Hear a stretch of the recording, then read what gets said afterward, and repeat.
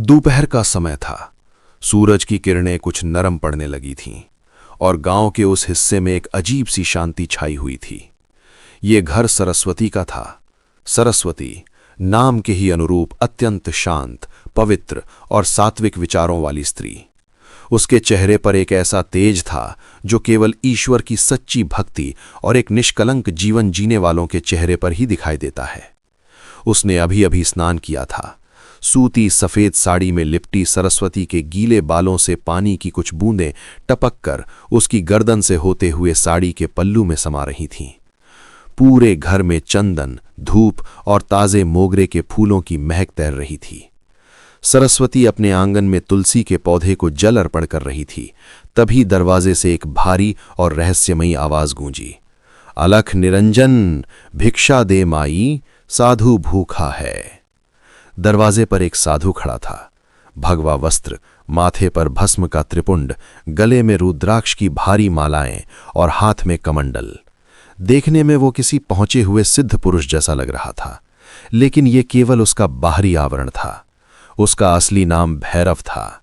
भैरव ने साधु का वेश केवल अपनी वासनाओं और पेट की भूख मिटाने के लिए धारण किया था। वो अक्सर दोपहर के समय उन घरों को निशाना बनाता था जहां औरतें अकेली होती थीं। जैसे ही सरस्वती ने दरवाजे की ओर देखा और भिक्षा देने के लिए अंदर से चावल का सूप लेकर बाहर आई, भैरव की नजरें उस पर टिक गईं। सरस्वती की सादगी में जो अप्रतिम सौंदर्य था, उसने भैरव के भीतर सोए हुए एक दरिंदे को जगा दिया। गीले बालों की लटें, उसकी गर्दन का वो हिस्सा जहां से पानी की बूंदें फिसल रही थीं, और उसकी आंखों की वो मासूमियत, भैरव की नीयत उसी पल डोल गई। वो भिक्षा के लिए लाया गया अपना पात्र आगे करने के बजाय सरस्वती के रूप को ऐसे पीने लगा जैसे सदियों का प्यासा हो। जैसे जैसे सरस्वती उसके करीब आ रही थीं, भैरव के दिमाग ने वास्तविकता का साथ छोड़ दिया और वो अपनी एक अंधी, वासना से भरी ख्याली दुनिया में गोते लगाने लगा। भैरव को लगने लगा जैसे समय वहीं रुक गया है। हवाओं की सरसराहट अचानक एक मधुर संगीत में बदल गई। उसकी कल्पनाओं में आंगन का वो साधारण सा माहौल एक बेहद खूबसूरत और रहस्यमयी कक्ष में तब्दील हो गया, जहां हर तरफ मोगरे और गुलाब की पंखुड़ियां बिखरी थीं। उसके ख्यालों में सरस्वती अब एक साधारण घरेलू औरत नहीं, बल्कि उसके प्रेम में डूबी एक अप्सरा लग रही थी। सपनों की उस दुनिया में जब सरस्वती ने भिक्षा उसके पात्र में डालनी चाही, तो भैरव ने धीरे से उसके हाथ को पकड़ लिया। असलियत में जो सरस्वती आग बबूला हो जाती, इस कल्पना में वो शर्माकर मुस्कुरा दी। भैरव को लगा जैसे उसके रोम रोम में बिजली दौड़ गई हो। सरस्वती की त्वचा की वो कोमलता, उसके हाथों का वो स्पर्श भैरव को पागल कर रहा था। ख्यालों में भैरव ने अपनी रुद्राक्ष की मालाएं उतार फेंकी और वो सरस्वती के बेहद करीब आ गया। दोनों के बीच की दूरी लगभग खत्म हो गई थी। भैरव की कल्पनाओं का रोमांस अपने चरम पर पहुंच रहा था। उसे महसूस होने लगा कि सरस्वती की सांसें तेज हो गई हैं। वो सरस्वती की उन गीली लटों को अपनी उंगलियों से सुलझाने लगा। मोगरे और चंदन की वो पवित्र महक अब उसे एक नशीली मादकता में डुबो रही थी। उसने सरस्वती की कमर के पास अपना हाथ रखा और उसे अपनी ओर खींच लिया। सरस्वती की धड़कनें भैरव अपने सीने में महसूस कर सकता था। बिना कुछ कहे, सिर्फ आंखों ही आंखों में जैसे एक अनकहा इजहार हो रहा था। ख्यालों में बाहर तेज बारिश शुरू हो गई थी। बारिश की बूंदों की आवाज और उस बंद कमरे की गर्माहट।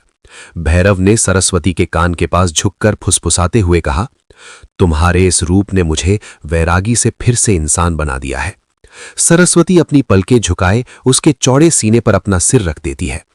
भैरव ने उसके चेहरे को अपने हाथों में भर लिया। उसकी उंगलियां सरस्वती के होठों को छू रही थीं। दोनों की सांसें एक दूसरे से टकरा रही थीं।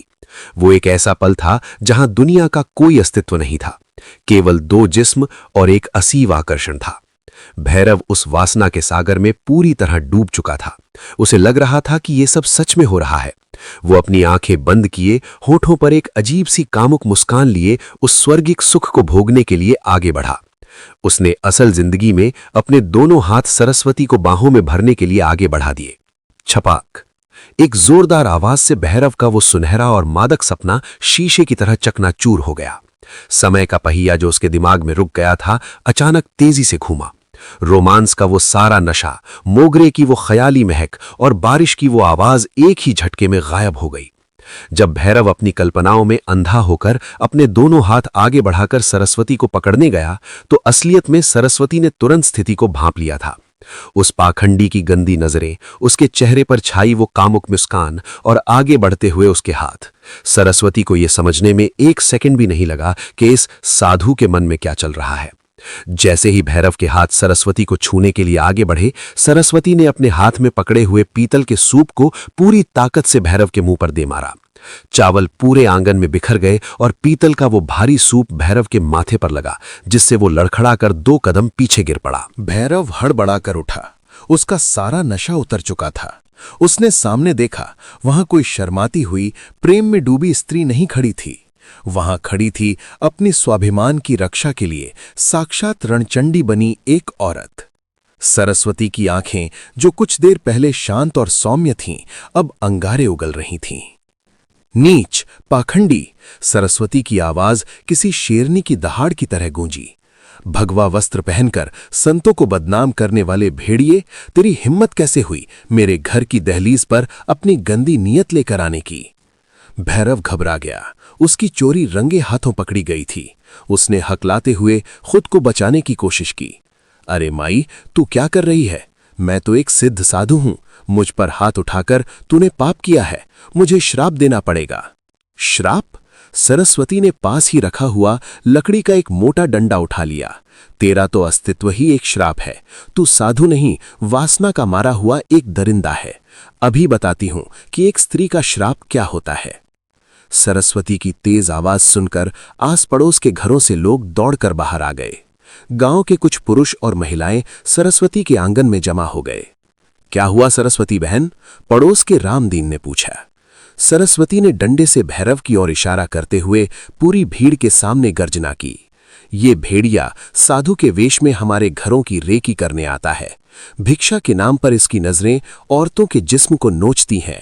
अभी इसने मुझे गलत नीयत से छूने की कोशिश की। अगर आज इसे जाने दिया तो कल ये किसी और की बेटी बहू की इज्जत पर हाथ डालेगा। भीड़ को स्थिति समझते देर न लगी। गांव वालों के सामने भैरव की सच्चाई आ चुकी थी। लोगों ने आगे बढ़कर उस पाखंडी को धर दबोचा। जब उसके झोले की तलाशी ली गई तो उसमें भिक्षा के अन्न से ज्यादा ऐसी चीजें मिली जो किसी भी साधु के पास नहीं होनी चाहिए थीं। शराब की एक छोटी बोतल और कुछ अश्लील तस्वीरें। ये देखकर गांव वालों का गुस्सा 7वें आसमान पर पहुंच गया। भैरव, जो कुछ मिनटों पहले अपनी ख्याली दुनिया में एक औरत के जिस्म का बादशाह बना बैठा था, अब असलियत में जमीन पर पड़ा गिड़गिड़ा रहा था। वो माफी मांग रहा था, लेकिन कोई सुनने वाला नहीं था।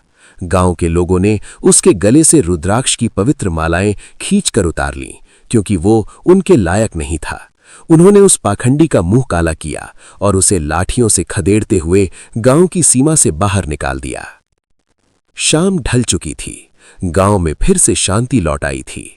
आंगन में बिखरे हुए चावल के दाने गवाही दे रहे थे कि आज यहां एक भ्रम टूटा था और एक नारी के सम्मान की जीत हुई थी। सरस्वती ने अपने घर के दरवाजे पर एक दिया जलाकर रखा। दिए की लौ हवा में कांप रही थी, लेकिन बुझ नहीं रही थी, ठीक उसी तरह जैसे एक पवित्र और साहसी स्त्री का स्वाभिमान, जिसे कोई भी बुरी नीयत अपनी गंदी हवाओं से बुझा नहीं सकती। भैरव जिंदगी भर के लिए ये सबक सीख चुका था कि औरत को अपनी वासना की कठपुतली समझने की भूल इंसान को उसके सबसे नीच रूप में लाकर खड़ा कर देती है।